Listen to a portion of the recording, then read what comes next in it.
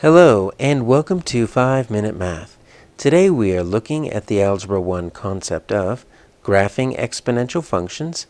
This is standard A.9D in the great state of Texas, and we are using item number 27 of the 2019 released STAAR test. If you haven't done so already, please go ahead and take a moment to pause the video, work this problem out on your own, unpause it, and we will look at our answers together. So, we need to find the value of the y-intercept of the graph here at h of x equals 29 times 5.2 to the x power. This is in our standard form. So let's analyze that real quick, because if you know what each of these terms in the standard form represent, this question will take about 5 seconds. So let's analyze these right here. All right, so this A term can mean multiple things depending on the context of the problem. So if it's a word problem and we're dealing with investment, compound interest, this is going to be your principal. This is the amount that you initially deposit and you earn interest on, and you don't make any additional deposits or withdrawals. That's that A term. It's the starting amount. So we can also just view this as our starting amount or our initial amount. So this might be useful if we're dealing with population growth or something that happens just to be growing at a steady rate exponentially. That's what that is. But for our purposes here, take a look. This is it's the y-intercept. It's exactly what we're looking for. This A term is going to be our y-intercept. And if I were to graph this, right, it would be like this. Here's our graph, and I'm going to kind of put this pretty high up there. So that's my 0,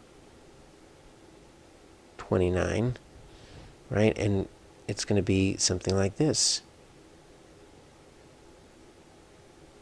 It's just going to get closer and closer. My line of asymptote is going to be that x-axis. It's always going to be the x-axis on an exponential function, unless they do something to kind of shift it up or down, like a +7 or a -9 or something like that, right? That's the y-intercept. Now, how do we know that's the y-intercept? How does that work mathematically? Well, we've got y-intercept is where the graph crosses the y-axis when x equals 0. What happens if I put 0 in here, right? A times b to the 0. Well, anything to the 0 is going to be 1. So that's a times 1, which means when x equals 0, y equals a. So look, I'll do it for you right here. H of x equals 29, 5.2, and I'm going to make that x 0. Okay? So I'm going to make that h of 0 equals 29 times 5.2 to the 0. That's just 29 times 1. So h of 0 equals 29. So it's just sitting right out there in broad daylight. That is our y-intercept. Now, what is this b right here? This b is your rate, and it is a growth rate. That means it's increasing from left to right. If it's greater than 1, I knew this 5.2 is greater than 1. That's why I made it increase from left to right. It's growing up. And then it is a decay rate.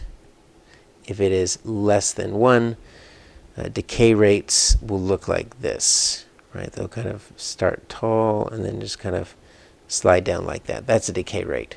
But that's not what we have. So our answer is 29. We need to just bubble it in here now. On the STAAR test here, you've got 7 different bubbles here. You've got your positive and negative on the left. You don't need to touch those. By default, it's positive. Only really mess with that when you have a negative answer. And it's a floating decimal. Go ahead and put it all the way over to the right. Bubble in your 2. Bubble in your 9. And yeah, you're good to go. That's your answer, 29.